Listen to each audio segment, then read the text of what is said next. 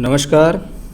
एक 35 वर्षीय महिला की कुंडली हमारे सामने 27 मई 1985 को मध्यरात्रि पश्चात 2:35 पर इनका जन्म हुआ है। इनकी कुंडली के बारे में चर्चा करेंगे और उनके सवालों के जवाब और उनके उपाय भी हम अंत में बताएंगे। शुरुआत करते हैं लग्न से। ये कुंडली मीन, लगन और सिंह राशि की कुंडली है, यानी लगन और राशि के स्वामी क्रमशः बृहस्पति और सूर्य हैं। आपके लॉर्ड हैं राशि के सूर्य, क्योंकि आपका चंद्रमा सिंह राशि में बैठा हुआ है। जब लगन और राशि में मित्रता पाई जाती है तो कहीं ना कहीं ये लगन शरीर को रिप्रेजेंट करता है और राशि माइंड को रिप्रेजेंट करती है। यानी व्यक्ति के अंदर इतनी सामर्थ्य है कि वो अपना शरीर और मन को काबू में रखकर जीवन जी सकता है। लगन के ऊपर शुक्र ग्रह विराजमान है। शुक्र अगर तृतीयेश होकर उच्च के हैं तो अष्टमेश होकर भी उच्च के हैं। यानी जीवन में जिस प्रकार के अचीवमेंट हैं तो उसी प्रकार की प्रॉब्लम्स और कठिनाइयाँ भी हैं। यानी बड़े टारगेट तो बड़ी कठिनाइयाँ, छोटे टारगेट तो छोटी कठिनाइयाँ, लेकिन वो कठिनाइयाँ तो जीवन में हैं। लगन में शुक्र जब उच्च की स्थिति में होता है तो ये लगन है या आपका शरीर है।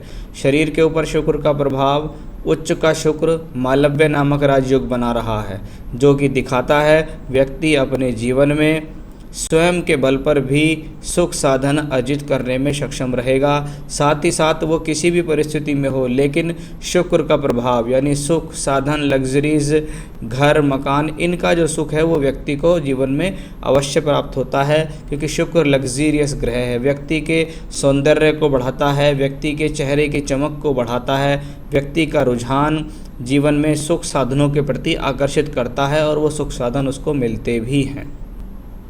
लगन का मालिक जो है वो बृहस्पति है। वो नीच का होकर एकादश में, ग्रह नीच का है लेकिन एकादश में है। प्राप्तियां होंगी लेकिन कठिनाई से होंगी, लेकिन होंगी अवश्य। दशमेश भी है, लग्नेश दशमेश बृहस्पति जब एकादश में बैठे तो व्यक्ति का शरीर, व्यक्ति का कर्म लाभ से जुड़ जाता है कि वो जीवन में जो भी प्रयास कर रहा है अंततः उसको उसमें सफलता अवश्य मिलेगी।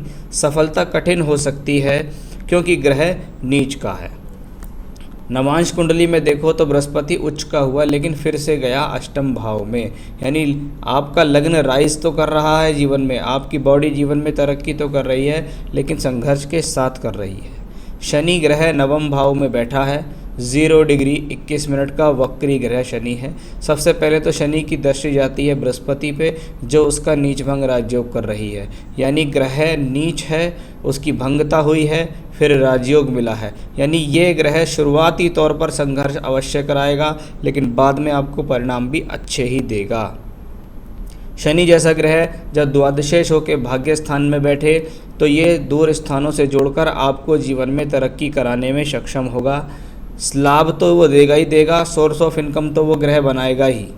लेकिन कहते हैं शनि एक लेबरी प्लेनेट भी है, तो फिर से आपकी लाइफ में एक टिपिकलनेस या संघर्ष शब्द जुड़ गया है। बात करते हैं सूर्य मंगल योग, जो कि तीसरे घर में है। तीसरा घर साहस के लिए, योजनाओं के लिए, स्वयं के पराक्रम के या स्वयं के बल पर कुछ करने में सक्षम होना दिखाता है। वहाँ पर 2 ग्रह बैठे हैं, सूर्य और मंगल। सूर्य छठे घर का मालिक है, मंगल भाग्य स्थान और धन स्थान का मालिक है। फिर से एक कॉम्बिनेशन आया है। अगर ये व्यक्ति अपने जीवन में अच्छा करियर बनाना चाहता है तो इसे अपने घर का मोह छोड़कर, नेटल प्लेस को छोड़कर कहीं बाहर जाना पड़ेगा, और अगर ये बाहर जाएगा तो जीवन में अच्छी खासी तरक्की अवश्य करेगा, क्योंकि सूर्य भी यहाँ साथ दे रहा है और मंगल भाग्यश होकर ये कॉम्बिनेशन दिखा रहा है। ऐसे लोगों के जीवन में कभी कभी पिता के सुख में कमी देखी जाती है। पिता का साथ वैचारिक मतभेद होना, या पिता का स्वास्थ्य अच्छा ना होना, या पिता के साथ पूर्ण सुख ना मिल पाना, कभी कभी फादर की अर्ली एज में डेथ हो जाना भी ऐसे लोगों के साथ देखा गया है। बात करेंगे बुध राहु के योग की, जो कि कुंडली के दूसरे घर में है। जब बुध राहु के निकट मंगल की राशि में हो तो व्यक्ति को अपनी वे ऑफ टॉकिंग को संभालना चाहिए। जहाँ पर जितनी ज़रूरत हो उतना बोलना चाहिए, क्योंकि उसके बोलने की वजह से उसको प्रॉब्लम्स हो सकती है, उसके धन से संबंधित परेशानी हो सकती है। यही एक चीज़ें हैं कि सोच में थोड़ा कंप्रोमाइज़ करना आवश्यक है।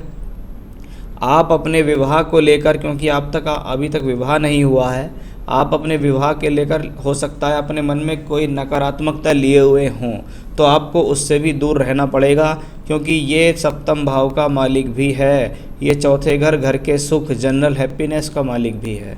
और जब ऐसा ग्रह राहु केतु अक्ष पे अपनी राशि से अष्टम में और शत्रु राशि मंगल की राशि में बैठे, तो पहली बात तो ये शादी में डिले कराने का योग तो है ही है, साथ ही साथ आप अपने जीवन में अपनी खराब सोच या नकारात्मक सोच या किसी भी चीज़ के प्रति एक रवैया बना लिया कि नहीं ये चीज़ तो ऐसी ही होती है, या अपनी मनमानी करने के कारण भी आप अपने जीवन में विवाह के सुख से वंचित हो सकते हैं। वो यहाँ साफ तौर पर कॉम्बिनेशन क्लियर रूप से दिखाई दे रहा है। ये सबसे बड़ा योग है इस हॉरोस्कोप के अंदर जो एक नेगेटिव कॉम्बिनेशन लाता है। उसके अलावा इस कुंडली का एक सबसे कमज़ोर ग्रह जिसके बारे में बात करने जा रहा हूँ वो चंद्रमा है। चंद्रमा क्या है? चंद्रमा मानसिकता का प्रतीक है। चंद्रमा एकमात्र कुंडली में ऐसा ग्रह होता है, यदि वो आपके जीवन में ठीक है तो आपकी मानसिकता को प्रबलता देगा, और जब आपकी मानसिकता प्रबल होगी, सकारात्मक सोच होगी, आप नेगेटिव नहीं सोचेंगे, आप घबराएंगे नहीं, आप किसी भी परिस्थिति के बारे में अंदर उसमें जाने से पहले या उससे लड़ने से पहले घबराएंगे नहीं, तो ये सब चंद्रमा पर निर्भर है। शास्त्र में सबसे पहले श्लोक लिखा हुआ है चंद्रमा के बारे में, चंद्रमा मनसो जातः, कि चंद्रमा मन का कारक है और मन के हारे हार है और मन के जीते जीत है। चंद्रमा जैसा ग्रह छठे घर में बैठा। अलग अलग शास्त्रों में एक बात कॉमन लिखी हुई है कि 6th हाउस का चंद्रमा व्यक्ति के जीवन में संघर्ष कराता है। उन्होंने कहीं नहीं लिखा उच्च है नीच है कैसा है, उन्होंने साफ लिखा छठे घर का चंद्रमा जीवन में संघर्ष कराता है, क्योंकि चंद्रमा व्यक्ति का कहीं ना कहीं स्वयं से रिलेशन होना, और चंद्रमा मानसिकता, और छठा घर संघर्ष। चंद्रमा इस कुंडली में 3 डिग्री 30 मिनट का है। ये चंद्रमा केतु के नक्षत्र में है। आप मघा नक्षत्र में पैदा हुए, जिसके कारण कहते हैं कि ये बच्चा मूलों में पैदा हुआ। एक बात। दूसरी बात, चंद्रमा केतु के नक्षत्र में हुआ। मंगल की चौथी दृष्टि चंद्रमा पर आई। जब मंगल चंद्रमा को देखे तो जोश, हिम्मत, साहस देता है, लेकिन एग्रेशन भी देता है। अब व्यक्ति के अंदर साहस होना बहुत ज़रूरी है, लेकिन साहस का इस्तेमाल कहाँ करना है उसकी जानकारी भी उसे होनी चाहिए। शनि की 10वीं दृष्टि भी चंद्रमा के ऊपर ही आती है। इसका मतलब एक तो चंद्रमा छठे घर में, दूसरा चंद्रमा केतु के नक्षत्र में, तीसरा शनि मंगल से प्रभावित, चौथा केमद्रुम योग में पड़ा हुआ है। ये देखिएगा दोनों तरफ इसके कोई भी ग्रह नहीं है।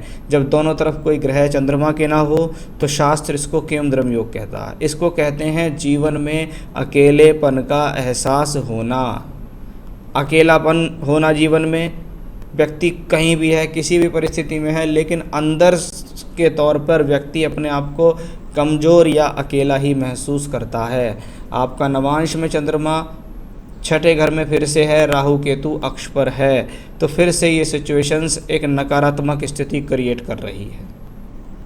यानी जीवन में चंद्रमा की दशा यदि आपको आई तो वो आपके लिए 10 वर्ष बहुत संघर्ष कराएगी, और अंततः चंद्रमा को माता का कारक भी कहा गया। ये स्थिति दिखा रही है जहाँ पिता के लिए स्थिति कमज़ोर दिख रही थी, वहीं माता के संदर्भ में भी स्थिति थोड़ी कमज़ोर ही मुझे दिखाई दे रही है। चंद्रमा की दशा चल रही है, जुलाई 16 से जुलाई 26 तक चलेगी, इसलिए आपको चंद्रमा की दशा में बहुत अधिक संघर्ष करना पड़ेगा।